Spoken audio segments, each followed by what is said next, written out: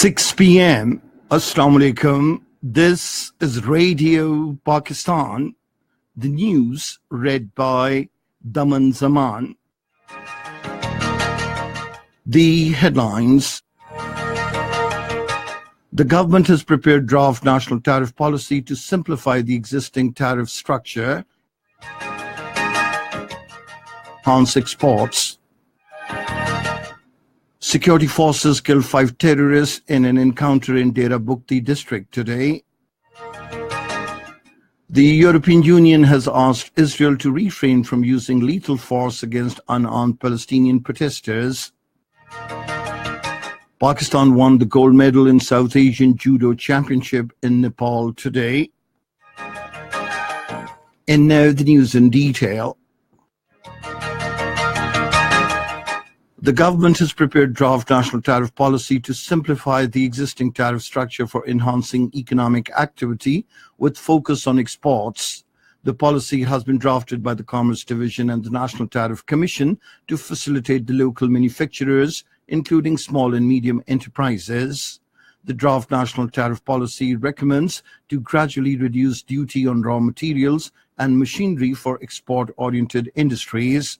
The tariff slabs are proposed to be refixed at 5%, 10%, 15%, and 20%. The policy also proposes to provide time-bound protection to the nascent industries. The national tariff policy recommendations will be implemented in a period of 5 years starting from the budget 2018-2019. 5 terrorists were killed during an encounter with the security forces in Bhambur area of Dera Bukti district today. According to security sources, 28 terrorists were also arrested during the operation. A huge cache of arms and ammunition was also recovered from the dens of the terrorists. Meanwhile, 10 Ferraris led by notorious commander Bojla Bukti surrendered to the Home Minister Mir Sarfaraz Bukti and the Frontier Corps sector commander in Dera Bukti district today. The insurgents also surrendered a huge cache of arms and ammunition to the authorities.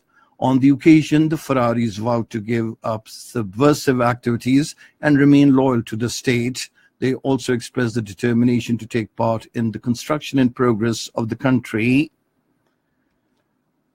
An 8-member Chinese delegation visited Peshawar Museum, Buddhist complex in Takhtbai, and different other archaeological sites in Khyber Pakhtunkhwa. The delegation comprised scholars, professors, and researchers from different Chinese universities.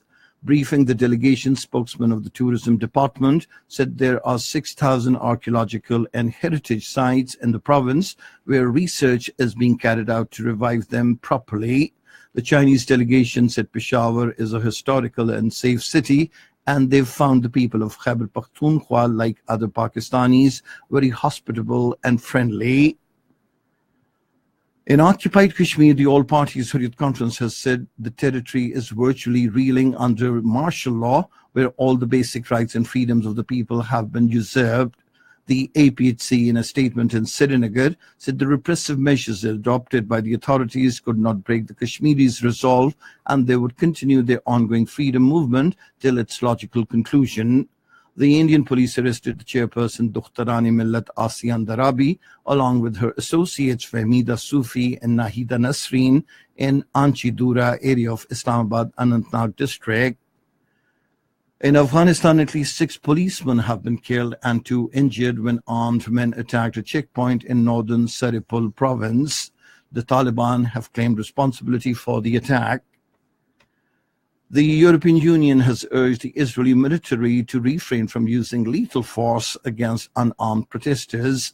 In a statement, the European Union's diplomatic service today called for a full investigation into Friday's shootings in which 4 people were killed, including a boy. Since late March, 32 Palestinians were killed and more than 1,600 wounded in firing by the Israeli army. In Syria, the rebels began withdrawing from an enclave in the northeast of Damascus today. The state-run television says after a surrender agreement, now the rebels will move towards northern Syria. The Syrian president Bashar al-Assad has returned the French award prestigious Legion d'Honneur, saying he would not wear the award of a country that was a slave to the United States. And now news about sports. Pakistan's Shah Hussain has won gold medal in the South Asian Judo Championship in the 100-plus category by defeating the Sri Lankan player in Nepal. Meanwhile, in women competitions, Mariam and Humaira of Pakistan won silver medals. And that is the end of this news bulletin. For more news and analyses, log on to our website, radio.gov.pk, and you can also watch the live video streaming of our bulletins on the link facebook.com/Radio Pakistan News Official.